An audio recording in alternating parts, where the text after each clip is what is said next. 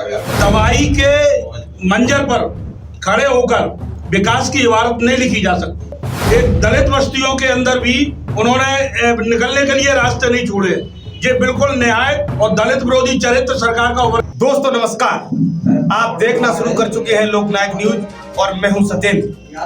लोकनायक news के खास episode शख्सियत में आपका स्वागत है और आज हमारे साथ बात करने के लिए स्टूडियो में मौजूद है शहर की खास शख्सियत, व्यापार मंडल के पूर्व अध्यक्ष व मार्क्सवादी कम्युनिस्ट पार्टी के नेता राजेश गुप्ता जी। राजेश गुप्ता जी, लोकनायक न्यूज चैनल में आपका स्वागत है। बहुत बहुत धन्यवाद। तो मेरा पहला सवाल कि भारतीय जनता पार्टी विकास यात्रा निकाल रही है और ये यात्रा पूरे देश में चल रही है, प्रदेश में चल रही है।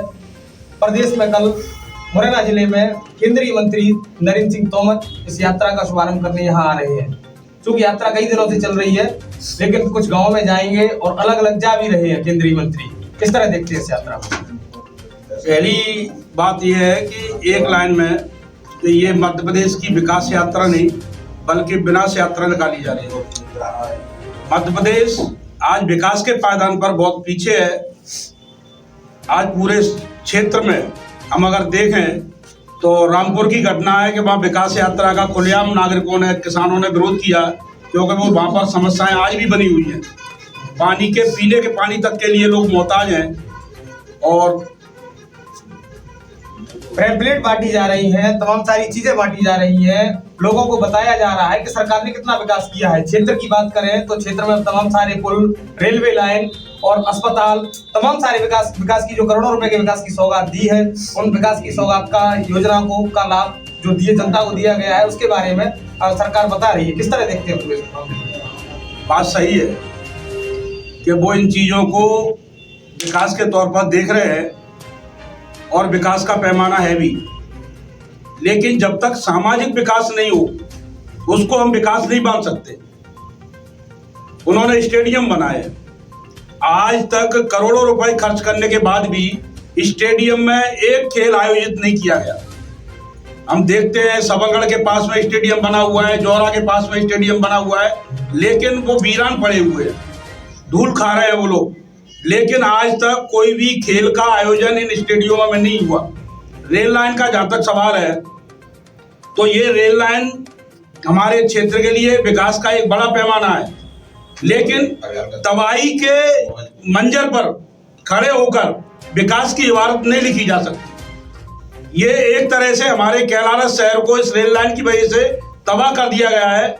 उन्होंने इस तरह का ध्यान नहीं रखा कि कैलारस की आबादी का 50% हिस्सा बाजार की तरफ है, जो रेल की वजह से एकदम दीवार बना के रख दी है। इसको एलिवेटेड तरीके से निकाल के ले जाया जा सकता था। दूसरा, बड़े गांव और पहाड़ के बीच में होकर भी अगर रेल लाइन को ले जाते तो रेल विभाग का 100 करोड़ रुपए कम से कम बचता और 1 किलोमीटर का एरिया शॉर्ट हो जाता, लेकिन उन्होंने इस पर ध्यान नहीं दिया। पूरे शहर को 2 भागों में बांट के रख दिया है और खास तौर से एक दलित बस्तियों के अंदर भी उन्होंने निकलने के लिए रास्ते नहीं छोड़े। ये बिल्कुल न्याय और दलित विरोधी चरित्र सरकार का उभर कर आया है। पूरा प्रशासन देख सकते हैं गुप्ता जी, आपके पूरा प्रशासन इस यात्रा में लगा हुआ है। आप जहां भी जाएं, जिस भी गांव में जाएं, और छोटे छोटे बच्चे भी जो विद्यालय में जाने चाहिए थे वो विकास यात्रा में जा रहे हैं। किस तरह देखते हैं इसको? सरकार की हिम्मत नहीं है जनता का सामना करने के लिए। उनके मंत्री, उनके विधायक जनता में नहीं जा पा रहे हैं, तो इसलिए वो प्रशासन का सहारा ले रहे हैं। कलेक्टरों को, तहसीलदारों को, एसडीएमओ को जनता के बीच में भाषण देने के लिए भेज रहे हैं और इसमें पुलिस का भी सहारा लिया जा रहा है। जगह जगह मध्य प्रदेश के अंदर इस विकास यात्रा का विरोध हो रहा है, क्योंकि ये सही मायने में विकास यात्रा है। प्रदेश में भाजपा की विकास यात्रा में विरोध की बयार चलना शुरू हो गई है और ये बयार हाल ही में देखने को मिली खंडवा जिले में, जहां वन मंत्री विजय शाह ने एक युवक को कहा कि अगर आपने विकास यात्रा रोकने का प्रयास किया या जनता प्रश्न करेगी तो हम आपका सर फोड़ देंगे। किस तरह देखते हैं गुप्ता जी विजय वन मंत्री के इस तरह के शब्दों को? सरकार के मंत्री बौखला गए हैं, पगला गए हैं।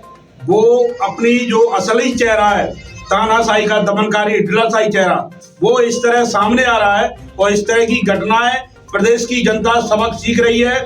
इसके परिणाम भी ठीक नहीं होंगे और हम ये सवाल करना चाहते हैं प्रदेश की सरकार से कि कैसी विकास यात्रा है आपने सैकड़ों विद्यालय बंद कर दिए प्रदेश के अंदर, आपके स्टेडियम खाली पड़े हुए हैं, रोजगार के साधन नहीं है, लोग त्राय मची हुई है। दलित अपने बचाव में लगातार प्रशासनों को आवेदन कर रहा है, कोई कार्रवाई नहीं हो रही, जगह जगह दलितों पर हमले हो रहे हैं। कैसी विकास यात्रा है? विकास यात्रा का मतलब क्या है? हम ये पूछना चाहते हैं प्रदेश सरकार से कि सही मायने में आम जनता को क्या मिला है। लगातार 2-3 साल से लगातार हम देख रहे हैं किसानों की फसलों को उचित दाम पर नहीं खरीदा गया, कहीं पर भी कोई 2011 से शिक्षकों की भर्ती नहीं हुई, सब पद खाली पड़े हुए प्रदेश के अंदर। कैसी विकास यात्रा है? शिक्षकों की भर्ती तो अभी की गई है, मुख्यमंत्री ने भर्ती की है। कहां पर? हमें तो कहीं नजर नहीं आ रही कि भर्ती हुई है कोई। भर्ती बात समझ में नहीं। विकास की बात सरकार लगातार कर रही है।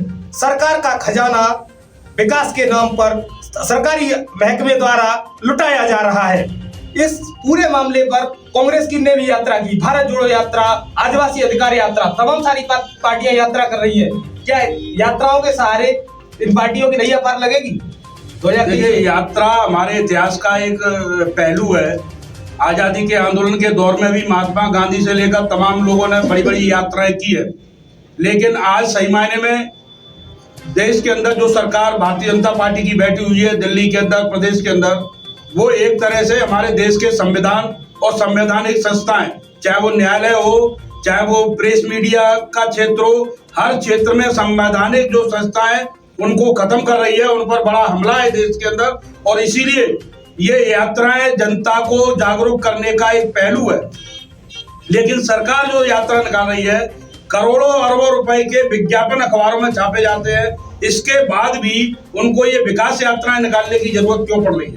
गुप्ता जी, चंबल मध्य प्रदेश में एक ऐसा अंचल है जहां से मुख्यमंत्री का रास्ता खुलता है सीधे तौर पर। पिछली बार कांग्रेस को यहाँ सबसे ज्यादा विधायक मिले थे। इस बार इस यात्रा के बाद किस तरह का परिवर्तन आप देखते हैं? देखिए, विकास यात्रा भाजपा की निकले और इसका कोई लाभ मिलता नजर नहीं आ रहा है, क्योंकि जगह जगह वहां विरोध हो रहा है।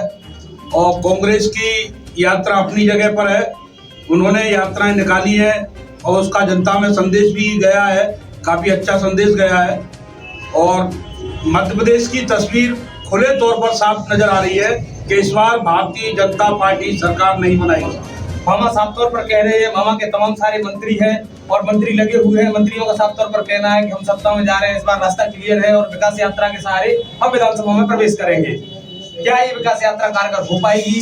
विधानसभा का रास्ता खुलेगा मामा का? गले तक भ्रष्टाचार में डूबे हुए हैं मध्य प्रदेश सरकार के सभी मंत्री, उनके अंदर जनता का सामना करने की हिम्मत है ही नहीं। सभी सर्वे में लगातार ये आ रहा है कि भारतीय जनता पार्टी बुरी तरह हार रही है मध्य प्रदेश के अंदर, उनकी सीटें बहुत ज्यादा घट रही है। मध्य प्रदेश में भारतीय जनता पार्टी की सरकार नहीं बनेगी। तो हमारे साथ ये थे राजेश गुप्ता जी, व्यापार मंडल के अध्यक्ष और सीपीआईएम के नेता, जिनका साफ तौर पर कहना था कि यात्रा गले की हड्डी बन जाएगी और मुख्यमंत्री जी विधानसभा तक नहीं पहुंच पाएंगे। ये तो आने वाला समय ही बताएगा कि क्या होता है सूरत हाल मध्य प्रदेश में। अगर हमारी खबर आपको अच्छी लगी हो तो खबर को, चैनल को लाइक करें, सब्सक्राइब करें और कमेंट बॉक्स में जाके कमेंट करना ना भूलें। धन्यवाद।